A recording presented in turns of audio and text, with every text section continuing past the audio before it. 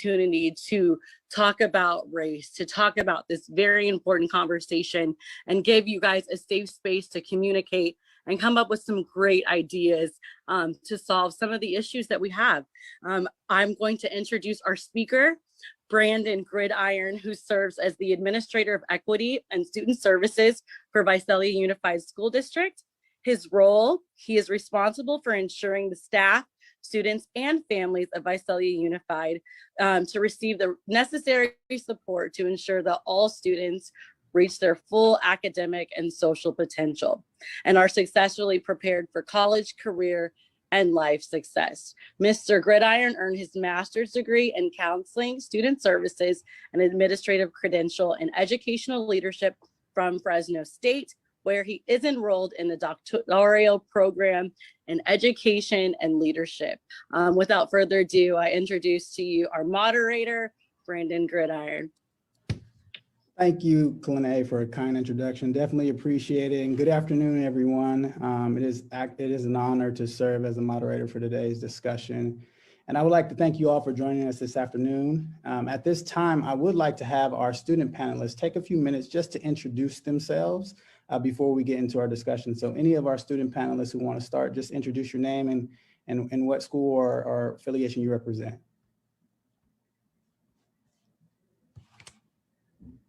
Yeah, I'll go ahead and go first.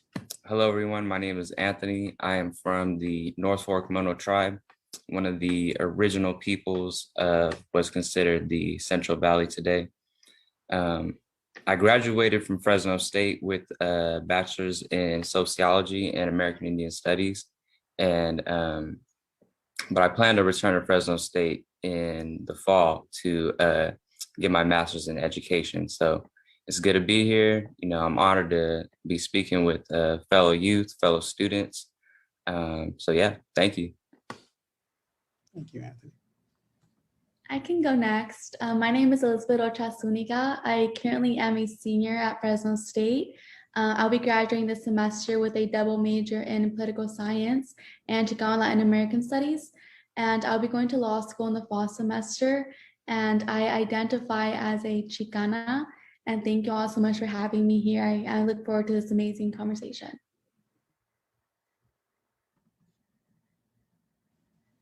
I'll go next. My name is Odessa Marcos. I'm a student, a high school junior in Visalia, and I plan on going to college as soon as I graduate high school. I identify as Black and Hispanic, and it's really great to be here and see everybody.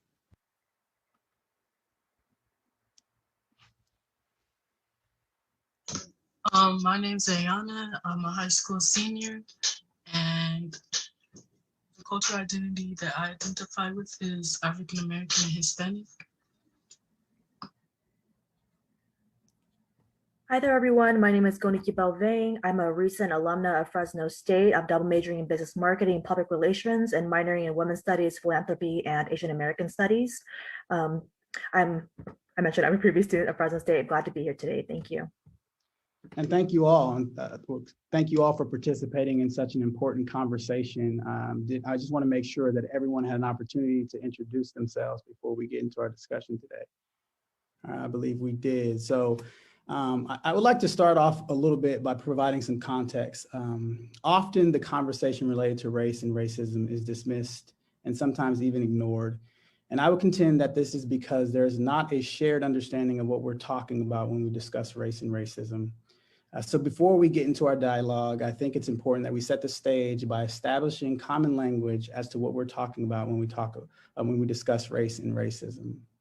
Race is referred to as a social constructed meaning attached to a variety of physical attributes, including but not limited to skin and eye color, hair texture, and bone structure of people in the United States and elsewhere. Racism, generically speaking, can be defined as beliefs and enactment of beliefs that one set of characteristics is superior and inferior to another set. Over the last year, we have witnessed and experienced the impacts of race and racism in America, from senseless acts resulting in the tragic loss of life to hate-motivated acts of violence and the continuous refusal to believe that racism is still a problem in America. However, we have also witnessed the power of voice and what can happen when we're willing to use our voice to speak up for what matters. Our goal today is to uplift youth voice on the impact of racism and how they seek to address this critical issue. So we have 4 questions that we'll be asking our panelists. Then we will leave time for questions from the audience. For those of you who are watching and joining us this afternoon, please remember to text your questions in the chat because we will review those questions and have opportunities for our panelists to answer those questions as well. So let's go ahead and get started. We ask that during our discussion today that we engage in conversation truthfully, we speak our truth respectfully, and that we understand the importance of civil discourse and have engaging conversations, but also acknowledge the fact that we are sharing from our own experiences. So oftentimes I would like to say that we lead with love. We listen to others and their perspective. We open our hearts and minds. We value perspectives, and we empathize and encourage and empower others to do the same. So without further ado, let's jump into our first question. And most of you had an opportunity to introduce yourselves and share your cultural identity.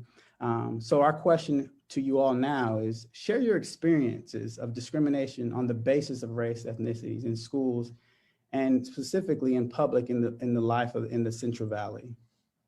So anyone can start answering the question as they see fit.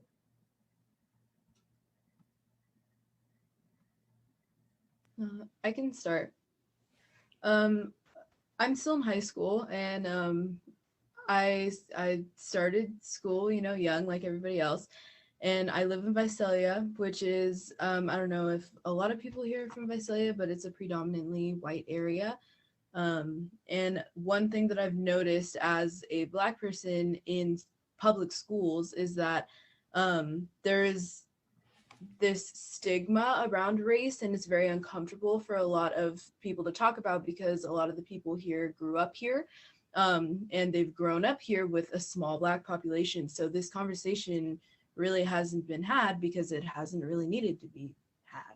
So I noticed that a lot of my peers are really uncomfortable talking about race, and a lot of the times my teachers will avoid talking about race because they don't want to offend, and they don't, they know that this is a point that they are not very knowledgeable about, and so they just think it's smarter to ignore the topic. I think that this is just as harmful, if not more harmful, than direct hate, because direct hate is very in your face. It's hard to ignore it, and a lot of the times, as humans, we naturally want to oppose things like that. But when disrespect is used as a joke or as something that is just used as like banter in a group and everybody else laughs, and maybe you're the only person not laughing, it's a lot easier for us to let those kinds of things slide because our need to be social and our need to have friends kicks in because we are humans.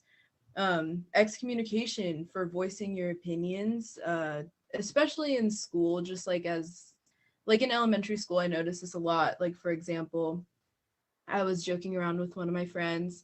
One time I was in 5th grade. We were all in 5th grade in our classrooms and our little desks. And I had accidentally made one of my friends angry. And so he started to draw a little picture.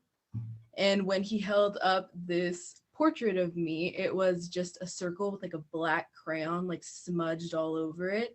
And everybody laughed. And I was like, okay, the first thing that went to my mind was not, I'm offended, I'm angry. It was, if I don't laugh right now, none of these people are going to want to be my friend anymore.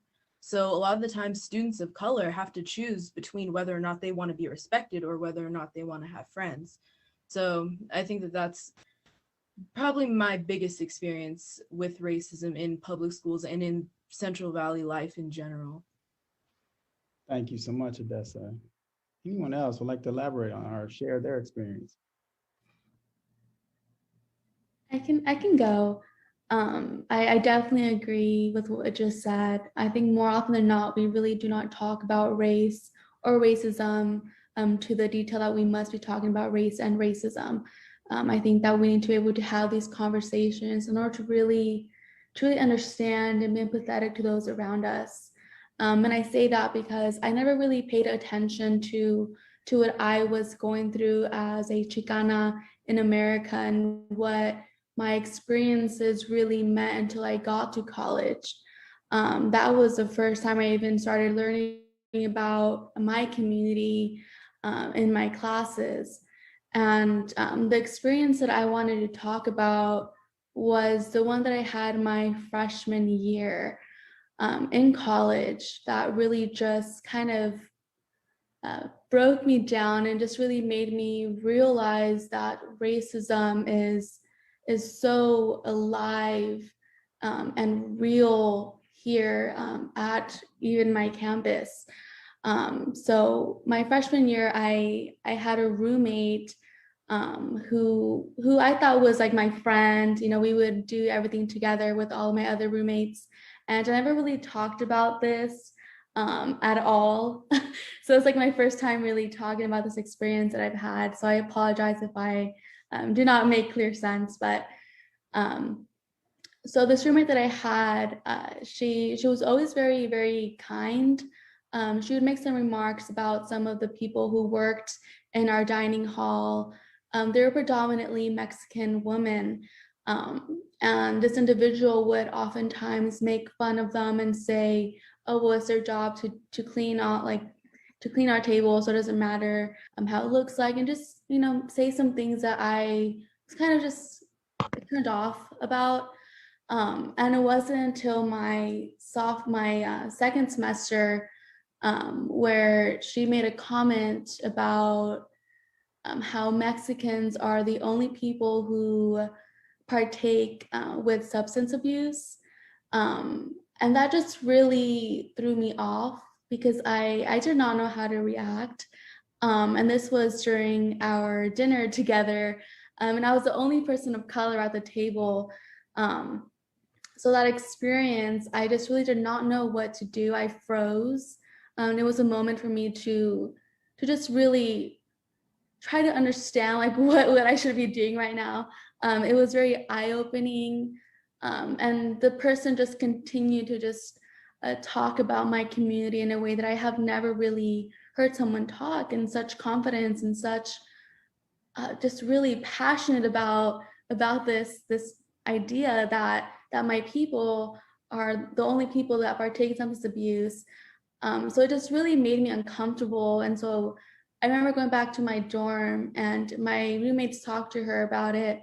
And I was there, and, you know, it was kind of this kind of idea back to what was said by Odessa about, you know, this is where I'm from. So like, there's only to talk about this. Like, it's not that big of a deal because this is how I was raised, type of mentality to think this way about this population. And so I was just kind of taken aback, and I remember I started crying. I just really did not understand like how someone can think so badly about my community. And it was just a very eye-opening experience that I had. But I know that, you know, I hope that experience also helped to realize that it's wrong to discriminate and to generalize the whole population. But that was one experience that I still think about and still use in my everyday life to really understand why people think the way that they do about certain individuals, which is wrong. So that was something that I experienced my freshman year here at Fresno State with one of my roommates. But it was just something that I really it still affects me to this day, but totally made me stronger. So. Thank you so much for sharing that. Anyone else? Anthony, Bella? Yeah, I'd like to share my experience next. I just want to say thank you for sharing that experience, especially since you have not done it before, Elizabeth. I really appreciate that. And yeah, I definitely counter that too, where people will just generalize my entire community. I'm like, I have no idea where you heard that from. And you know, living in your community is very different than observing another community as well.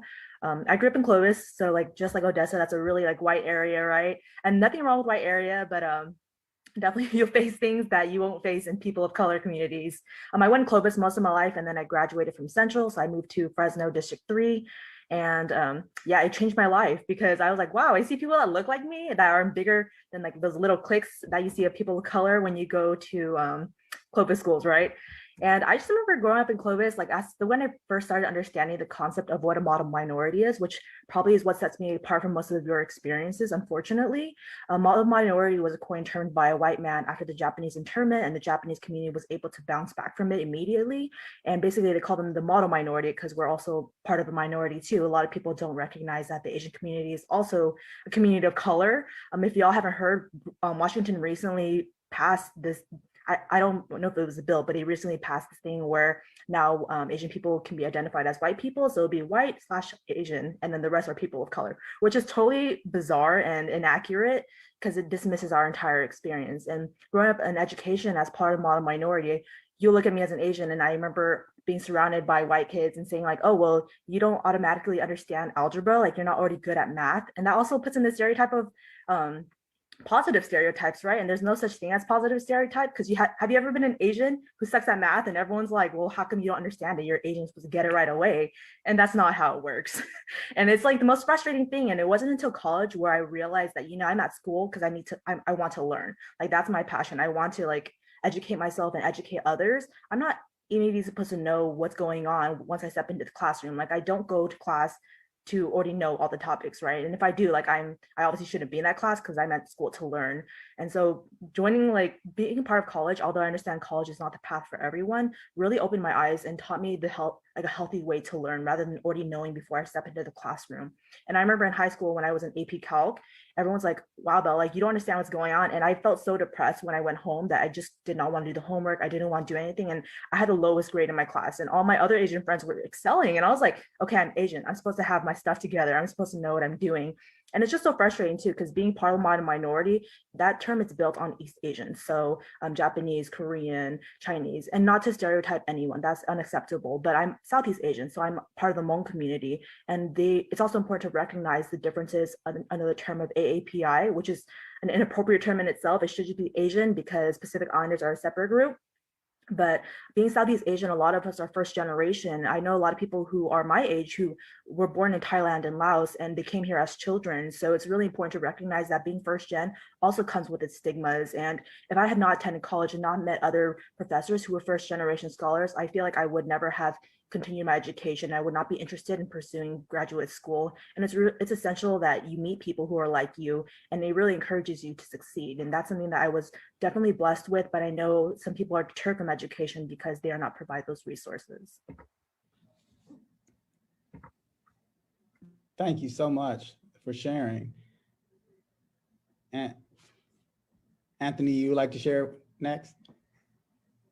Yeah, definitely as a young Native man coming up in these Western schools, I've had to deal with a lot of people's racism throughout the years. Like many Native young men with and boys who wear their hair long, I also have long hair, and just like them, you get a lot of heat in school from the people like Odessa, people who are supposed to be your friends, talking stuff about you because you have your long hair, when they don't realize, it's part of my cultural identity as a person who's native to this land. And I like what Belle was saying about the API term not being appropriate. Terms like Native American and American Indian are also not appropriate. I had another friend of mine tell me that I shouldn't call myself American Indian. I should say that I'm Native American because of Christopher Columbus. And he went on this whole rant about how I should, culturally identify myself, but I'm not Native American. I'm not American Indian. I'm not any of those. I'm Noom. That's the traditional way to say, my tribe, North Fork Mono. I'm Noom.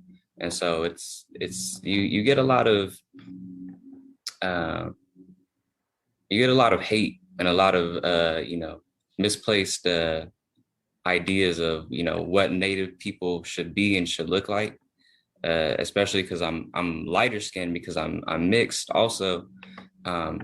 So again, a lot of my friends would say that, oh well, you don't look Indian, you don't look Native, but being being Noom or being from any tribe in this nation, it's more to do with your culture, not the way you look, you know.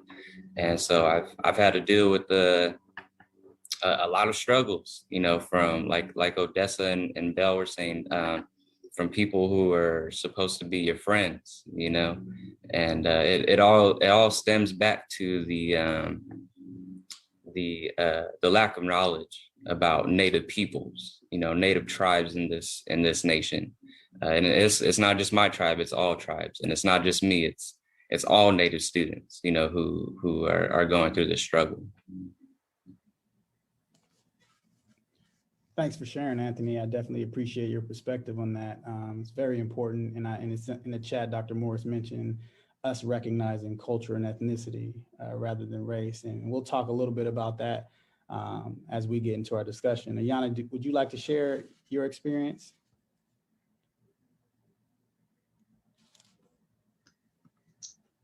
Yes, an experience that I had, and I just want to highlight what Elizabeth was saying, because as a kid, I was, you know, one of the kids who were like, racism doesn't happen. It, you know, that's a thing of the past.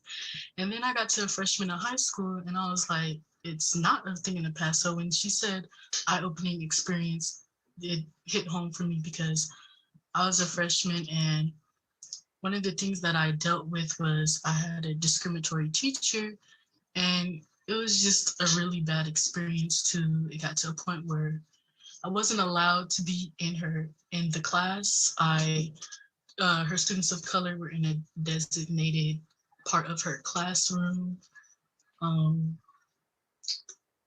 There's like an atlas notebook, and the teacher would write really, you know, stereotypes: aggressive, talks back, rude, doesn't do their work. And it was just really, it wasn't really the high school freshman welcome that any kid deserves or should go through. And dealing with racism is very hard, and it really took away like any sense of belonging, like maybe I'm not supposed to be here, or, you know, makes me second guess my character. And like dealing with racism in public, like I get a lot of like what are you doing here? Like you're not supposed to be here, talking about maybe in this area or things like that. So it's kind of fearful if you think about it, because it really, that experience made me always want to watch my back or having to check myself. Being scared that I'm gonna do something to the other person to make them in a way be scared of me, or, you know, make me feel like I'm not supposed to be somewhere where I absolutely have the right to be. And so those are my experiences of racism in schools and in public, you know, areas. And it definitely made me stronger. It definitely made me realize the problems and not just dismiss it. So I hate that it happened to me, but I'm glad that it happened to me, because I wouldn't have the ability to advocate for others like I do now. And that's it. Thank you so much. And all of what you all are talking about reminds me of so many different things. You know, Odessa hit on and Belle hit on a little bit about the need or the desire to assimilate because of the pressures around you and the perceptions and the stereotypes that are created. So therefore, because you may be the only person in this space that identify as this culture, and not drawing attention to yourself by confronting the stereotypes, the narratives, you just kind of sit in that space, right? And it's this idea that I always run into, and even as a kid growing up, when I was experiencing school, I'm pushing back against those things, but struggling. So therefore, I don't even want to confront them. I remember denying my Black identity as a young boy and telling people that I was brown because I knew colors of crayons, and I can look at a crayon and say, I'm not Black like this crayon. But what I recognized in that moment was it was me pushing against the negative stereotypes that were going to come as you calling me Black as this crayon, right? The jokes and all those different things. And so me not owning up to and accepting my identity also was a result of the lack of understanding who I was as a young Black man, not having opportunities to see myself in text and to see myself in books and to know about my history as my people. And then as I got older and began to learn about the brilliance and the great things that we did as a people, I got to accept and appreciate. And then I embraced what it meant to be Black. Those jokes they were no longer jokes to me, right? I dismissed all of them. And so the power that I hear in the youth and your voices right now is embracing, embracing your cultural identity, embracing who you are, and being able to share that with other people. So that way you can shatter the stereotypes by acknowledging who you are and not having to fit into what they want you to fit into or whatever anybody wants you to fit into. So thank you so much for sharing those stories.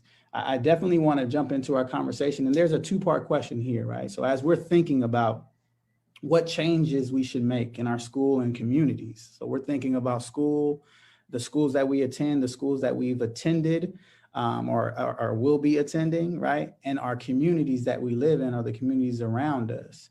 What changes do we see that needs to be made, and how should we create more experiences for belonging, or what experiences have you seen that has made that school, that community where you felt like you belonged? So changes, and how can we create more belonging within our communities for different groups of people?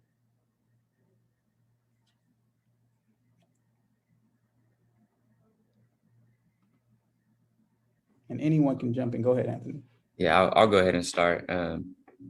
So as I mentioned earlier, I went to Fresno State, and I was fortunate enough to have the best professors at the sociology department who were very supportive of my research and the work that that I was doing at the university.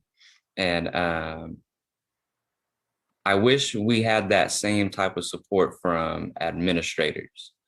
Like I said, I'm thankful for the professors that I had in my sociology classes, but usually when I would try to get some type of support from the higher ups, it was, it was like talking to a brick wall. They didn't want to hear it, and that says a lot about, administrative work, and, are they really as close to the students as they say they are? The answer is no. So it's a lot of issues like that happened, in all universities. But the times that I really felt belonged were in those sociology classrooms with those professors, because they do love and care about their students, and they do support them in the work that they're doing. So that was great. But what really helped me graduate was the American Indian Studies ambassador program. So I was an American Indian ambassador for Fresno State, and it was a mentoring program with Dr. Lee Oliver. She's the director of American Indian Studies, and so she would help us, present at conferences and hold gatherings and meet once a month to talk and gather and as a community, those moments, those days where I was with, I call them my brothers and sisters, because we're all, indigenous to this land. We're all from different tribes though, but we still have that connection as indigenous people. And it was in those days that I felt I belonged the most, in a school, at this university, in higher education, because these were my role models. These were my mentors. These were my people here with me. We all supported each other in those spaces. So that's what's necessary for change is to have those professors who support and understand students of color and respect and make an effort to learn about their lived experiences and how they can apply that to the classroom, how they can apply that into their teaching skills, and also looking into a curriculum that incorporates, I'm speaking from the indigenous perspective, incorporates native languages, history, and the connection and relationship to the land. Like Brandon was saying, you look at these textbooks, there's nothing that, or I wouldn't say nothing, I'll give them a little bit of credit. There's very little information about, our people's history, and I say that, Black history, Native history, Hmong history.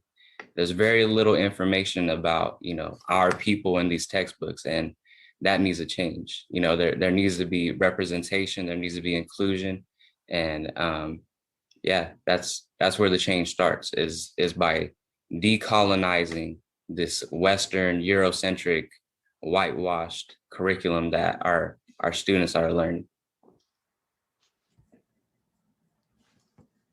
Thank you, Anthony. I appreciate your perspective. I mean, there's so many times that we take for granted the experiences of our youth, and then allowing them to draw upon or help us make change based on their perspective and their experience. So thank you for sharing that. Elizabeth, you want to jump in next? Yeah, definitely. Thank you. I just want to agree with what Anthony said, the importance of curriculum. It's crucial to have these conversations, but to also create a space where folks are able to really understand and learn, and kind of listen to those people who they're learning about. I think that's what we need to really do in education. And one thing that I think is the right way to address that is, currently we do have a bill, AB 1460, the Ethnic Studies bill, that will implement a course in higher education. I think that's what we need to be doing. We need to be engaging with a curriculum, but also in engaging in ways to include students in the conversations. And I say that because I do work closely with admin, and I see that we need to have more students involved in these conversations. So I think that having more open spaces for individuals from communities, have a seat at the table, I think that's what we need. We need to really be inclusive and also live up to what our pillars are. One being diversity at Fresno State. I think that's what we need to really actually encompass as universities across the country, really live up to what we say we are doing. And that's something that I really fully stand by. Additionally, I wanted to add places where I felt like I belonged. I do have a great mentor in the Chicano Studies Department, Dr. Macias. He has been such a great mentor for me. I cried in his office before due to several occasions, but I think it's faculty members like that really make a difference, and really showing students that they belong in these spaces. Because I feel like I did not belong in the spaces after my experience my freshman year of college. I could have just dropped out, but I wanted to feel like I wanted to defy what she was saying, but I wanted to also believe in myself that I belonged in these spaces. And so having that mentor and being a part of organizations on campus that were with people like me, that really made me feel like I belonged on campus. And two that I want to just briefly mention was the Education Opportunity Program, EOP. They definitely made me feel like I belonged on campus. Just being able to talk to my advisors, but also the students in the organization. We were all coming from the same backgrounds. So that was something that I just felt like I belonged. I belonged in college. And then MECHA, which is El Movimiento Estudiantil Chicanx Aslan.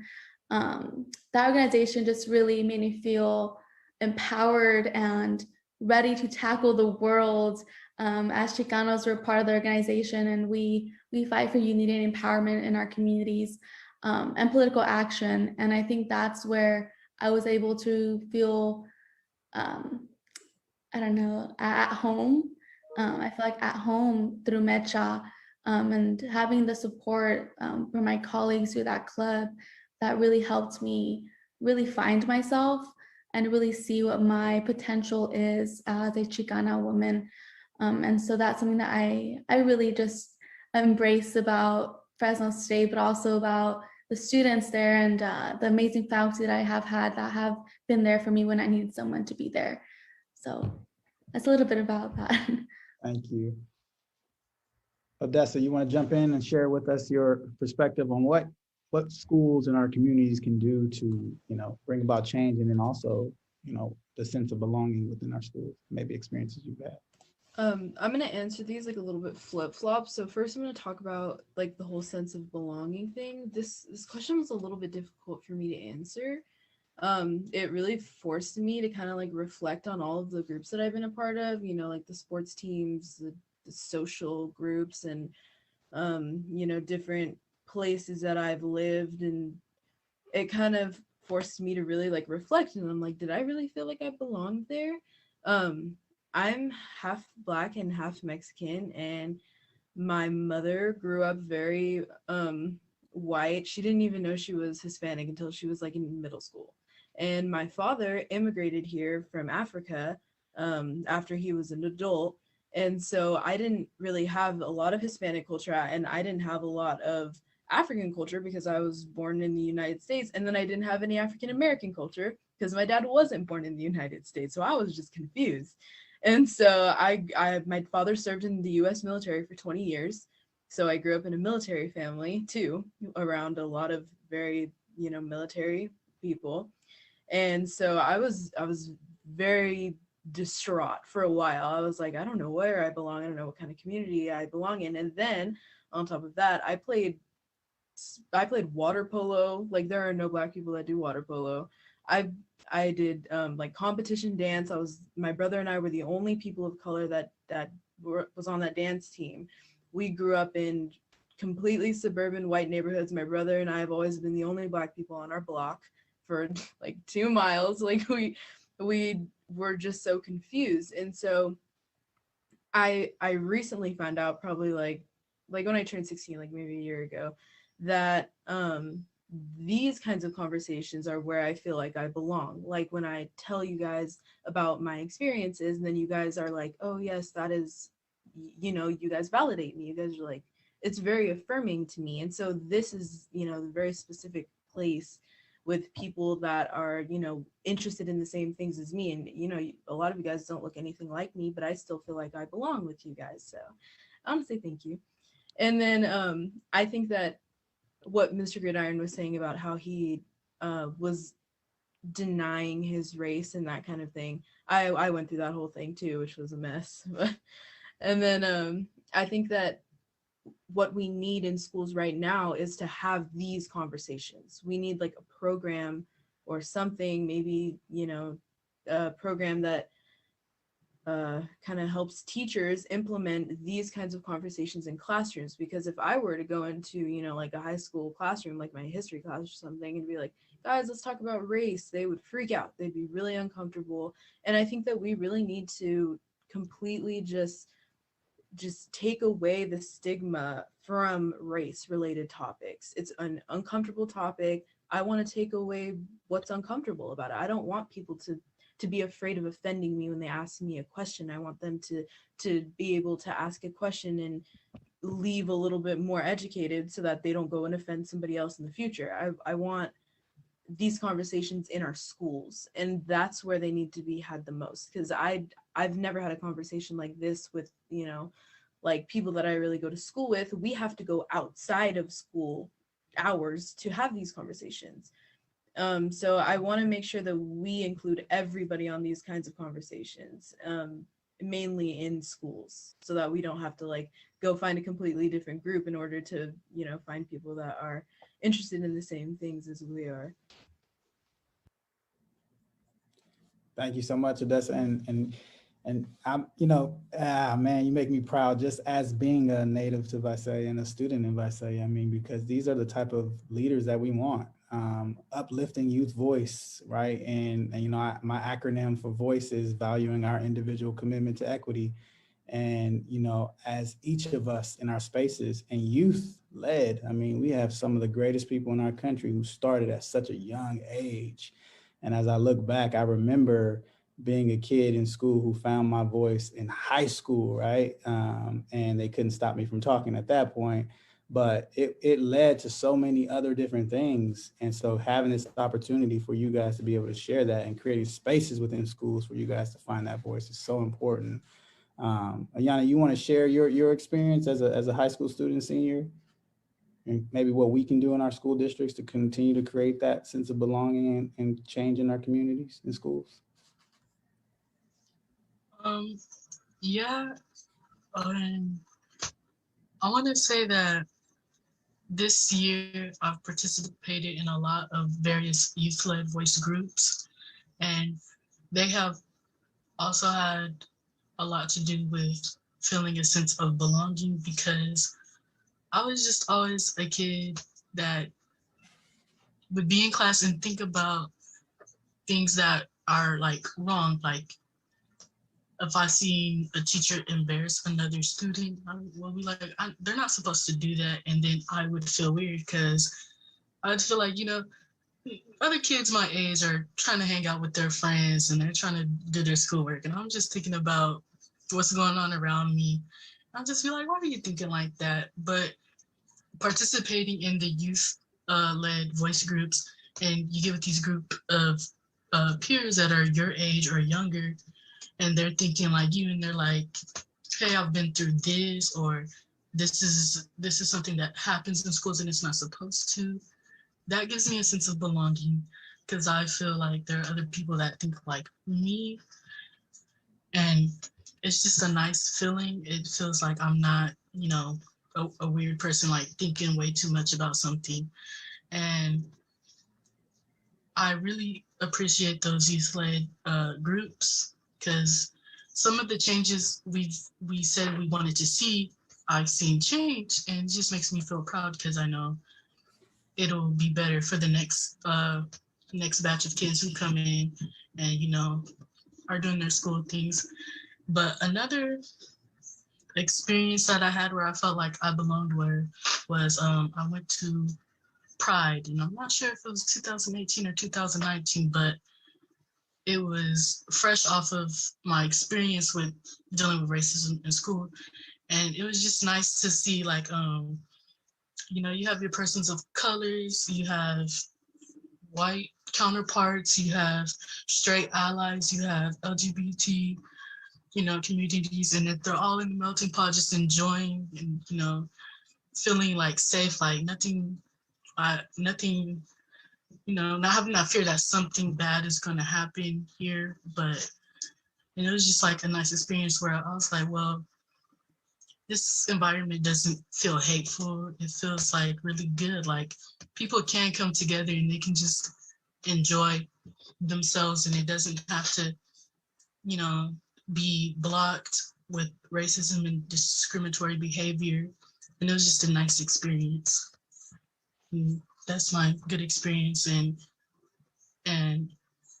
youth group student, not that, student-led voice groups do help me feel like I belong. And I feel like more of those and letting more students voice how they feel and what they want to see change is also something that we should continue to make more of. Definitely. Well, thank you so much. And I definitely agree. Belle, what's your thought about this conversation? Thank you. I really love the conversation that's going on. I think it's so important. Regarding like school system, I'm going to talk in the perspective of K through 12. I think we should just completely flip it upside down, just get rid of it and restart from the bottom up. I resonate so much with what Anthony said. Like, our textbooks only talk about colonialism and the success of it. And it's like I didn't realize until college when I met Dr. Lee Oliver, who Anthony mentioned. She's incredible. And like we were talking about it, and I never realized that the Trail of Tears was a genocide.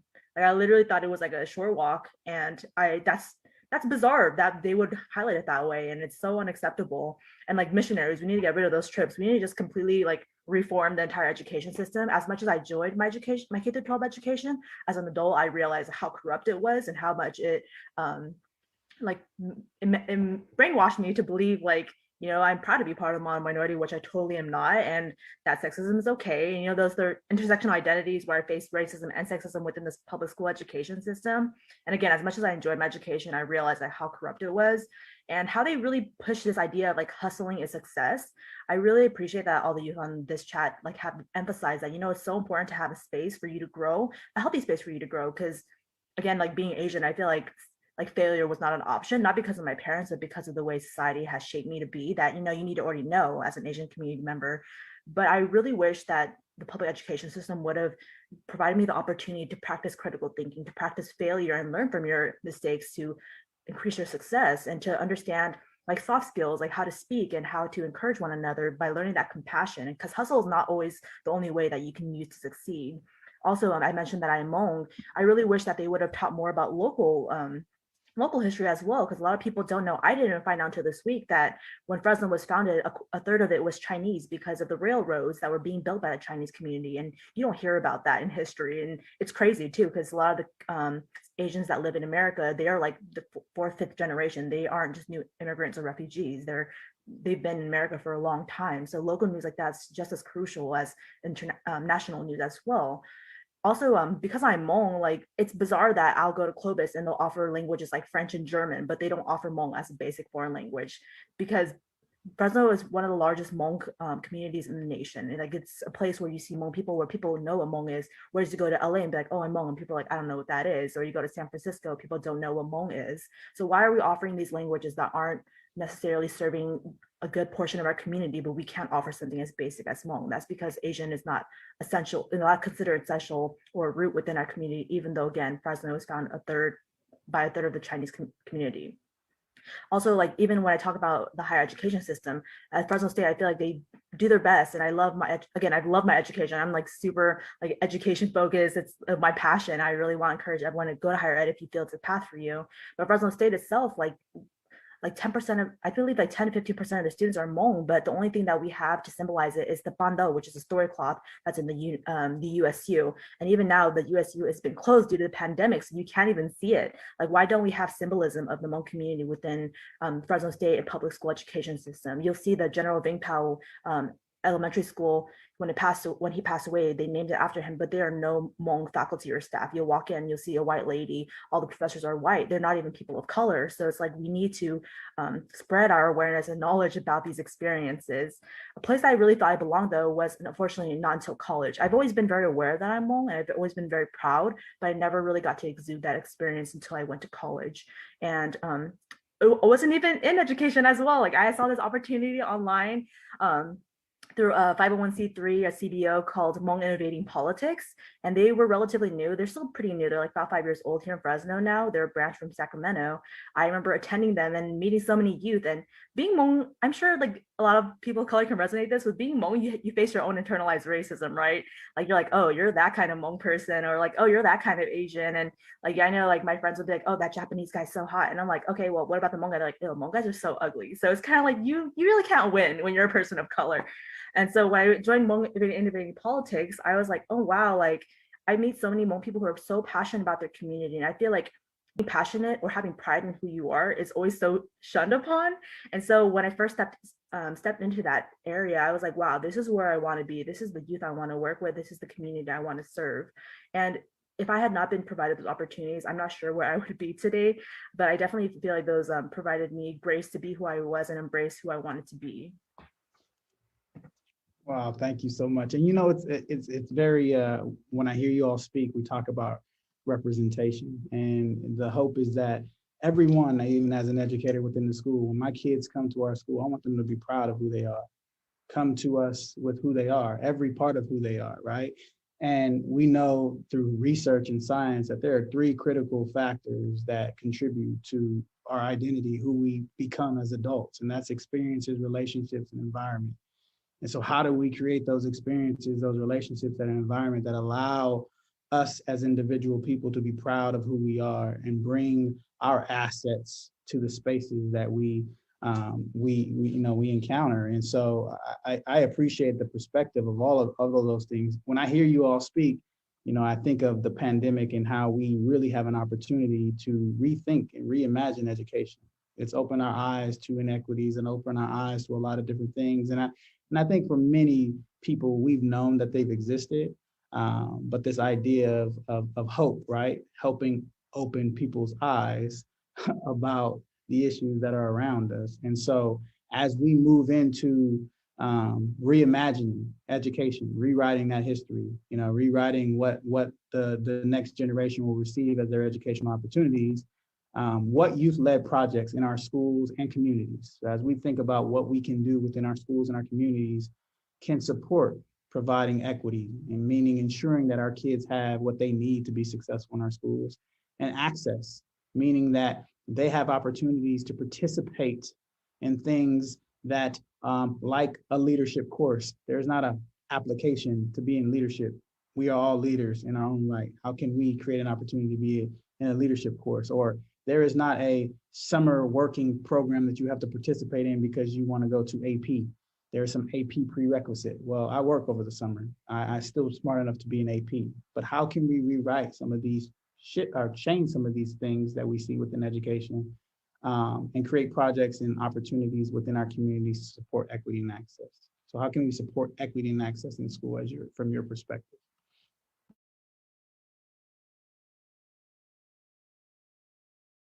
Why don't you kick us off, Elizabeth? I'm still trying to think of an answer. But it's a hard question, so I'm still trying to gather my thoughts. There you go.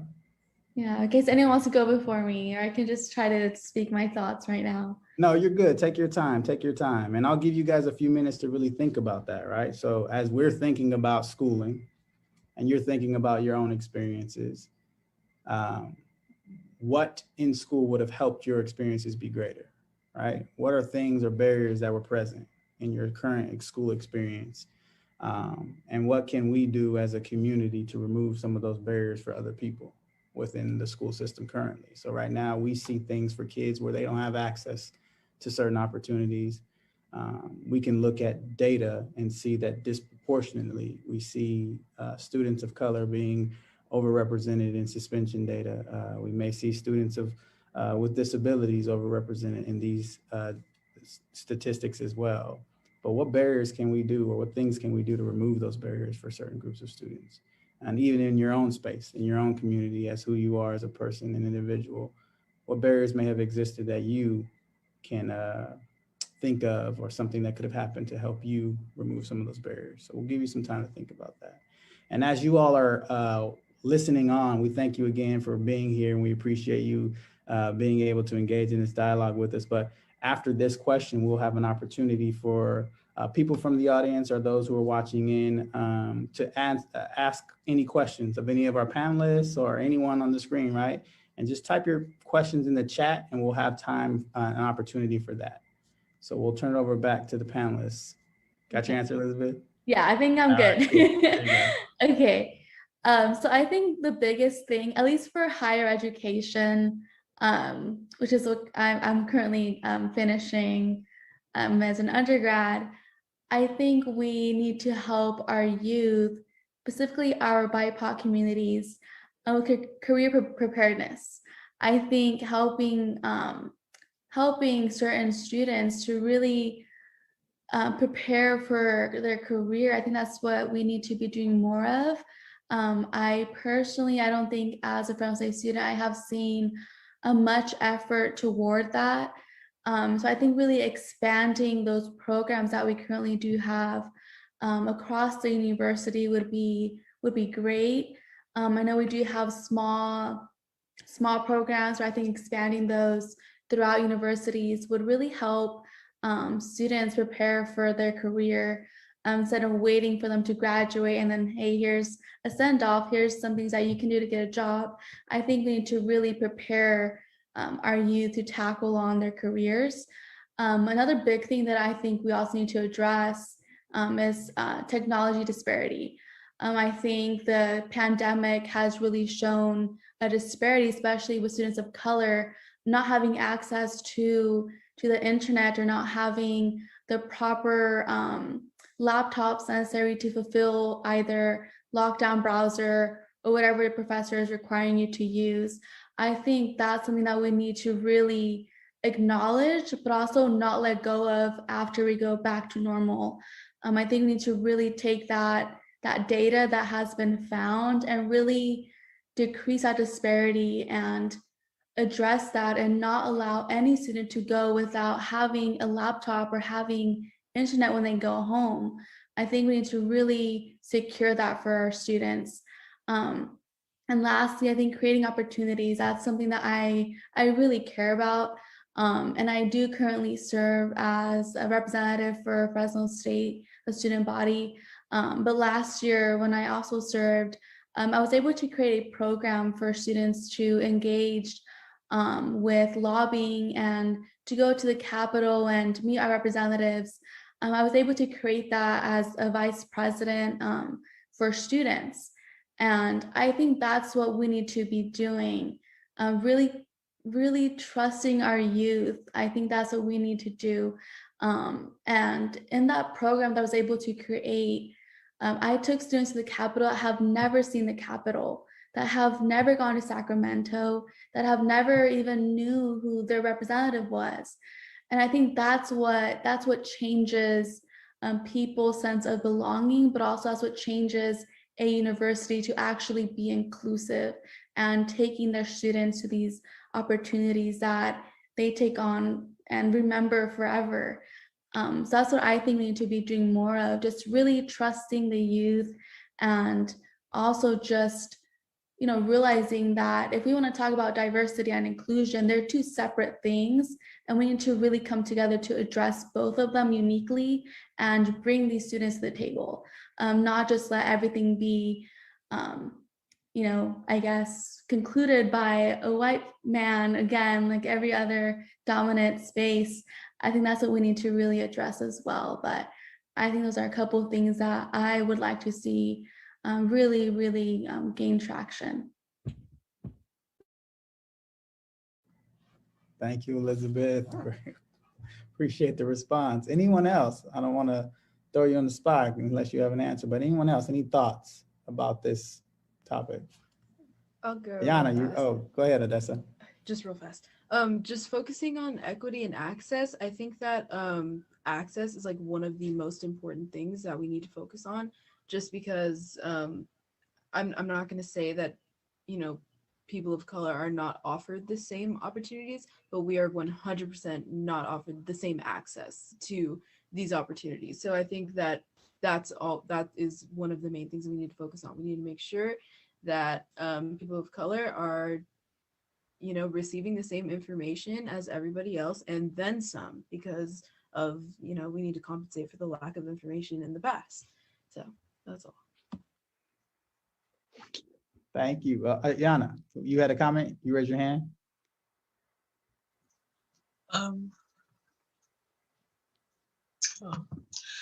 Yes, when you're talking about eliminating barriers and how to bring equity and access to students, and I'm just speaking from a high school level of education, I think it's important to first, like I said, have students in more student-led voice projects.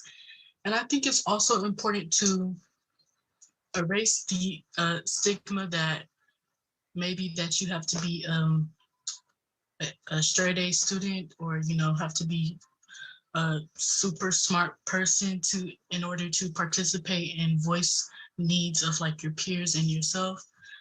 So because like for myself, for example, I'm not embarrassed to say that I'm not a straight A student, and past me would have never thought I would be even allowed to join any kind of leadership groups or go to meetings where I could say, hey, I think this is not okay, or collaborate with my peers. So I think the stigma that I think it's just important to let students know that it's okay to not be, don't know how to word it. You don't have to be some super smart 4.0 GPA to have your voice heard. It doesn't mean you're any less deserving. And I just think that's important, and that's really the thought that stuck out to me the most. 100%. Definitely don't have to be fit into the box or the stereotype to have your voice heard. Everyone should have that opportunity to, and to Odessa's point, right? How do we create access to understanding what's available to us in our spaces, you know, and making sure that we truly have access to not just participate, but to fully participate and know the resources and know the information and have the awareness of what's there and present, and really get to learn about those things. Belle, what's your thought about this topic? Yeah, thank you for creating space. Before I start with my conversation, I want to give a shout out to my mom. She's incredible, and she has to do with the story, which I'm not just doing some random shout out. Yeah. But I think something really important is free lunch, right? I remember when I was like a third grader at a Clovis Unified School, I didn't have enough money. My mom was usually on top of it, but I don't remember what happened. But I think I forgot the money on the bed, and so they didn't give me lunch. And I remember just being this only kid of color sitting there eating nothing while all like my white friends were kind of like teasing me about not having lunch. And I remember going home crying that day for the first time, like dealing with feeling like an outcast. And maybe there are layers to that of racism as well. But yeah, free lunch is so important. Like, just, it also really applies to communities of color too, because oftentimes people that don't get the free lunches are children of color, because they have those stereotypes that are applied upon them. And if we can invest billions of dollars into a military and cops, we can definitely invest those millions back into our communities with those youth who need that food to fuel themselves. And sometimes for some youth, that's the only food they get for the day, which is really important to provide those free lunches. And that's something I feel would be very simple to incorporate within the education system. Another thing is extracurricular, like music and arts. You'll notice that music and arts, the schools that get music and arts cut out first are always communities of color, low income families, always. And music and arts is really is truly a way for children to express themselves and find out who they really want to be, and love something outside of their own home. And by not providing those through education as well, it really diminishes the experience of their education, and it discourages them to pursuing and continuing their education. And those two things I feel like are so simple, but are things that are always cut from communities of color first. As you all, thank you so much, Belle. As you all kind of continue, I want to raise one of the questions in the chat, and it really connects to what we've been talking about. We've been talking about cultural identity representation, really learning and understanding about our culture and our history, and helping other people do the same. And there has been a lot of conversation and controversy around ethnic studies. And one of the questions in the chat is how the state of California ethnic study curriculum might change things as we move forward in the universities and high schools. So for those of you who don't know, there has passed that the universities, or at least I believe it's California State Universities, will have ethnic studies as a graduation requirement. And anyone correct me if I'm wrong, but there's also a petition and proposal to do the same in our high school courses, that it becomes an A3 graduation requirement. And it'll require students to take ethnic studies class as a A through G high school graduation requirement. So, you know, should this be included, and how might this change things as we move forward in high school and in college? And anyone can start. I'll start. I think that this curriculum is like essential because, like I was saying earlier, we need to make sure that these conversations are being had in school, in class. And I know that these courses, I think, are just electives right now. Like you can choose whether or not you take them, but I think this needs to be something that is an A through G requirement. We need to make sure that these conversations are, you know, not seen as too uncomfortable to have in school, or too political to you know, be had in schools. And I just think that the curriculum is like the first step to integrating these very real, raw kind of conversations into our classrooms. So I think that it's just like the first step to, you know, many to come. And what are you guys' thoughts? How do you think this may impact, you know, our school system, having these courses in our schools? I can go. I know like the bill language really makes it only focus on, I think, 4 categories.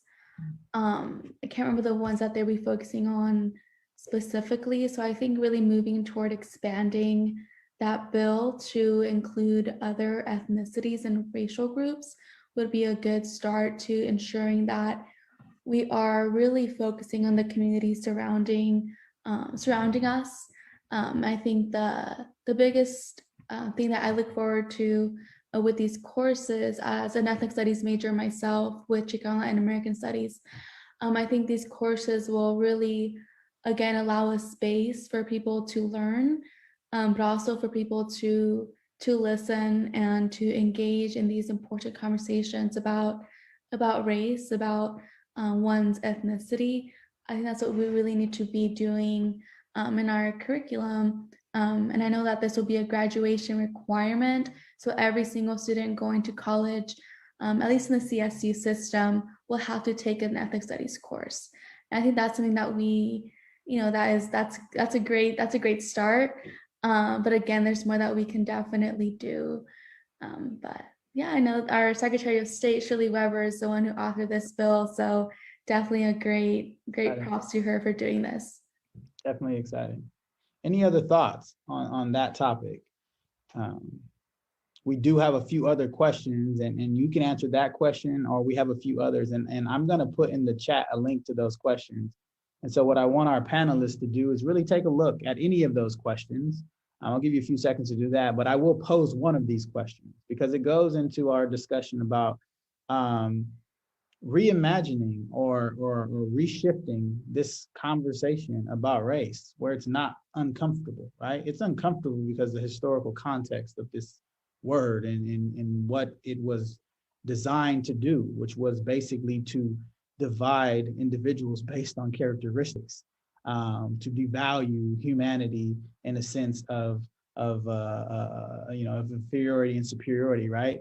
And so one of the questions is, in what way would what would be a good way to reform society and basically erase these stereotypes? Or as I would put it, how could we recreate the definition of race? If it was once created, well, can we recreate it, right? And what would that look like? So I want to bring that up to the group. Thoughts on that?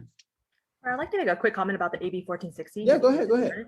So I want to say I'm thrilled that AB 1460 has passed. I know, I've heard a lot of comments from peers who are like, oh, I don't want to take an extra class. But the thing is, the AB 1460, it just has to be a class within the 120 units that you are required to graduate. So it's not going to be extra curriculum on top of that. And I feel like this is so important because it's going to create proper funding for the ethnic studies program. And some of my greatest mentors are from Asian American studies and American Indian studies and Chicano studies. They're amazing. And I know I have witnessed as a student them being exploited like crazy. I see them make classes that they've made 8 classes, which is unheard of for faculty. And I just watched them being abused by the system over and over again and tokenized. And now that they're going to have proper funding to encourage entire staff and faculty to properly support them, I'm really excited about that. And I feel like the quality of it's already great. And now that they have proper funding and support through the CSU system, they're going to just excel from here and change even more students' lives. And I feel like that's crucial in this experience of being a student and witnessing, if they're already amazing now by the way they're being treated, imagine how more amazing they're going to be once this is actually implemented. And it doesn't really change the students' curriculum. It's, in my opinion, it's so easy. But again, I'm also an Asian American Studies minor because you're required to take a writing class. You can make that an ethnic studies writing class, right? That's something you're passionate about. You have to take so many GEs. There's so many that fit within the GE system. You can just do that. I feel like it's going to be an asset to the future, and it's definitely going to change the perspective of community members, especially being a business major. When I first started, the first 3 years of my school year, I was only a business major. And once I took ethnic studies, it exposed me to an entirely new world that I would have never had the opportunity. Right now, I'm actually recently got hired full time, and that's within an Asian CBO sector, which is something I would never have considered if I had not pursued those opportunities through the GEs that introduced me to this entire new world that I would never have been exposed to again, if not for ethnic studies. Sorry, no, I can totally. No, that's great. Thank you for sharing. I'm glad you did, because those experiences are so important, and it came directly from having an opportunity to participate in ethnic studies. So thank you. So I know someone wanted to jump in. I forgot who it was into that last question, but there are questions on that chat. And so click on that link and you can see those questions. But the one question that we proposed or wanted to uplift before is how do we rewrite this socially constructed meaning of race? I want to go first on this question. I love this question. I always talk about this. It's just my favorite thing to talk about. But I think the one of the biggest things that we need to reform to erase the stereotypes for the younger generation is the media. You know, like you guys, you know, we watch like Disney movies growing up, and like a lot of them have like some really racist, very horrible characters, like caricatures, you know, maybe like minstrel type characters that are often portrayed by either people of color or people of the LGBTQ community. And so what we consume as young people is what we become as people that grow up. And so if we're consuming things that are biased and a little bit racist, then obviously we're going to internalize those things, and it's going to translate into our communities, whether or not it's the Black community or the Asian community or the Indigenous community. It's going to translate into our communities. So we can't, you know, show our youth these things and then wonder why they're not changing in the future. So we have to start very, very young, because these are children's movies.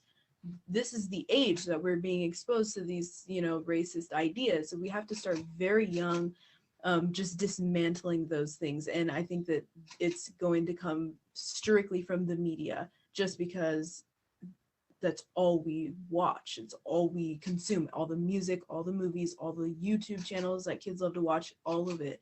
That's what's going to shift, you know, that perception for the younger generation. And then that's, you know, what they consume now is what's going to translate later into the future. Wow. Odessa, man, preach. I'll tell you, like, I think about my daughter recently, and I want to share this quick story. It was Black History Month, and my kids were talking about what they were learning in school. And my daughter, of course, learned about Rosa Parks and Martin Luther King. And I was explaining to my children as we were on a walk that, you know, well, do you know that Black people had a history before they were brought to this country? They did some amazing different things in where they were from, and they were scientists and, you know, mathematicians and some of the smartest people in the world. And my daughter looks up at me and says, well, does that mean I'm smart too? And it broke my heart, only because, like, I realized that no matter how much I tell her how beautiful, how smart, how great, how brave, how strong she is, I'm her father, right? I'm supposed to tell her these things. Society and media tell her something different. And without the opportunities for her to see herself in media or in society or in books, right, in a different light, it may even cause her to have this psychological belief about what she's capable of becoming and what she could be. And I only recognize that because she loves math.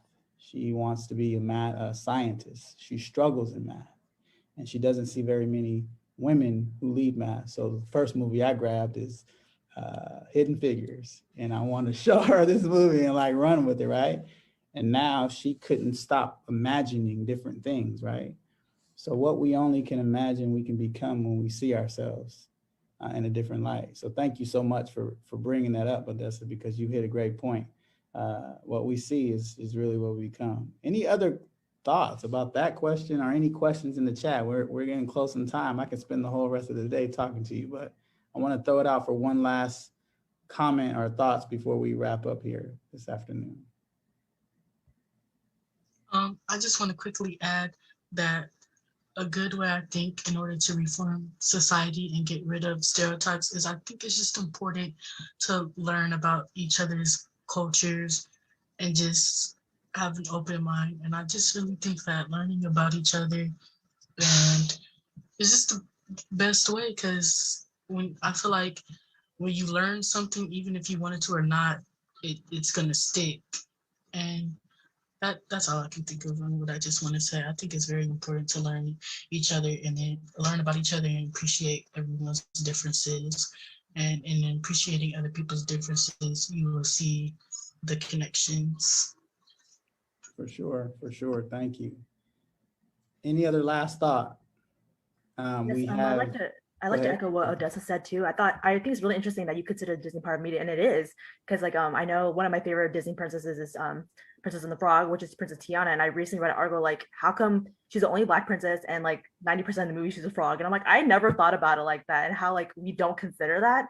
And I know like Raya and the Last Dragon just recently came out, and people like, I was mad about it because like they hired Awkwafina, who's an Eastern Asian, and they portrayed her as a Southeast Asian. So like the controversy that happens in Disney, and Disney said that they hired Awkwafina because they needed more traction, like it would be better for marketing. And I'm like, y'all Disney, you can hire whoever you want, people will still watch it.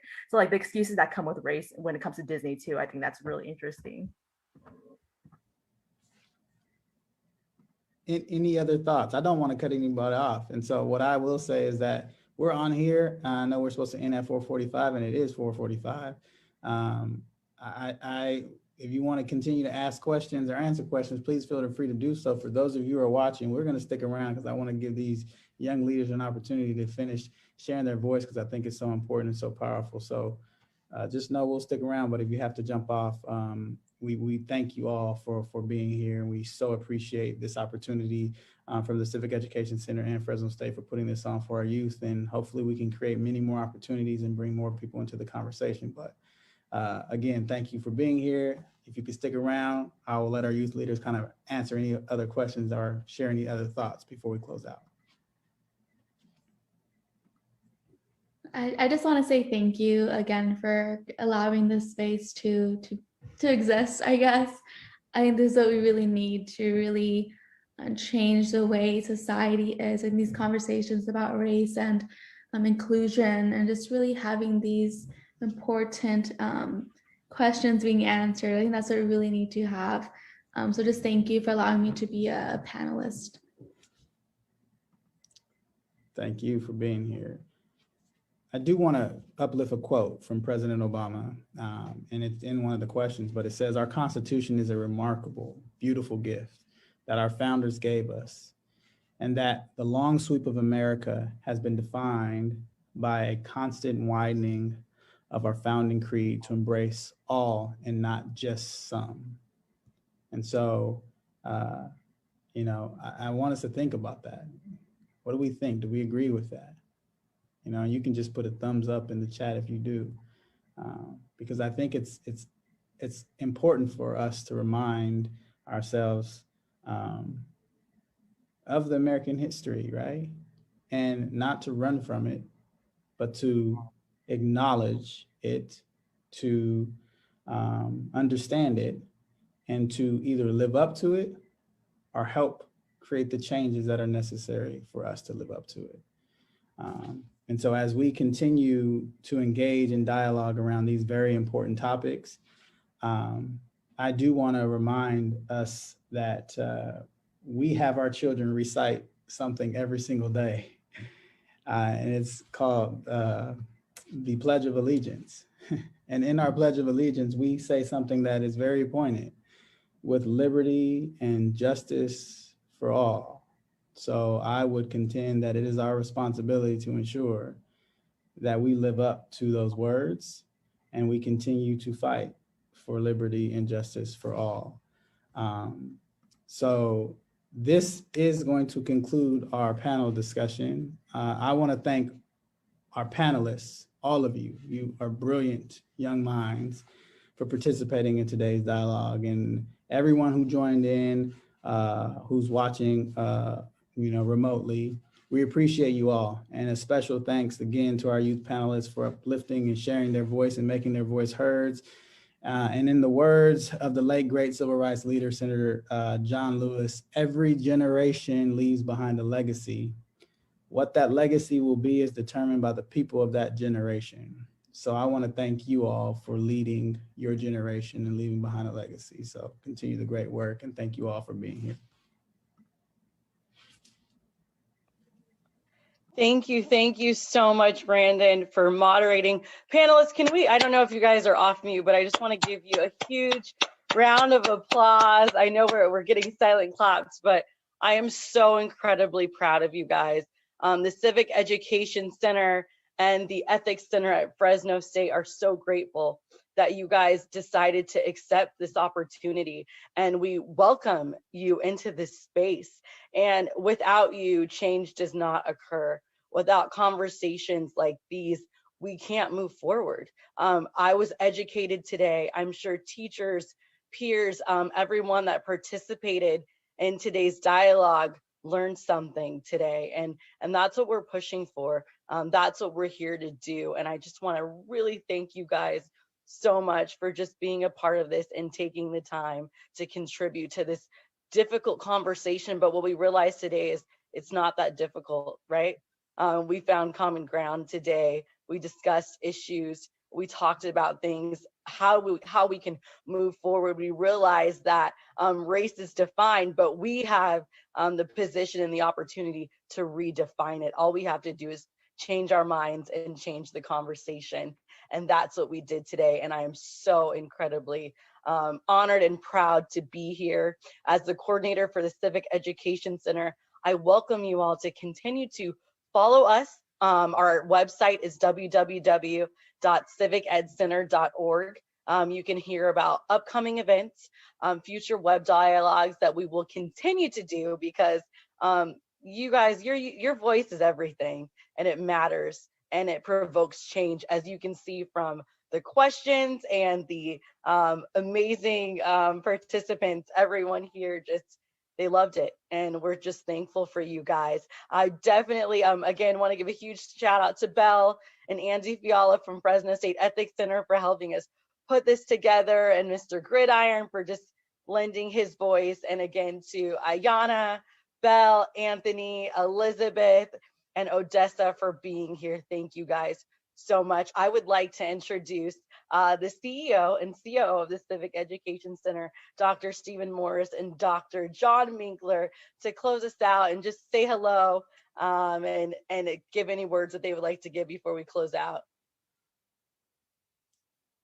Thank you. Let me go next and let Dr. Morris close it. I'm so pleased and grateful that we invited Youth Voice to share your real experiences and your ideas about how we can address this issue.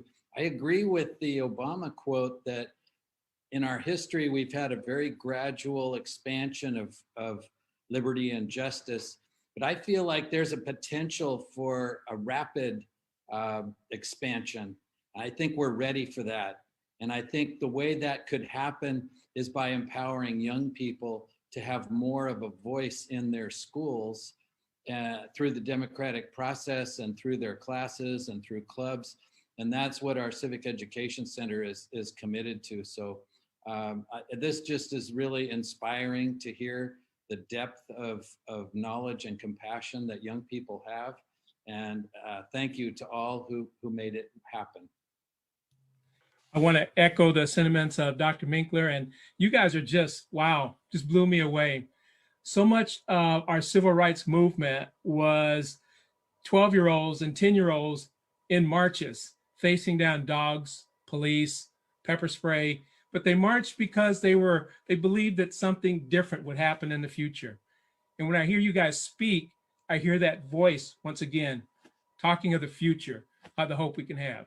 So thank you all for being here and sharing that voice and putting power in it. We will see change. Thank you.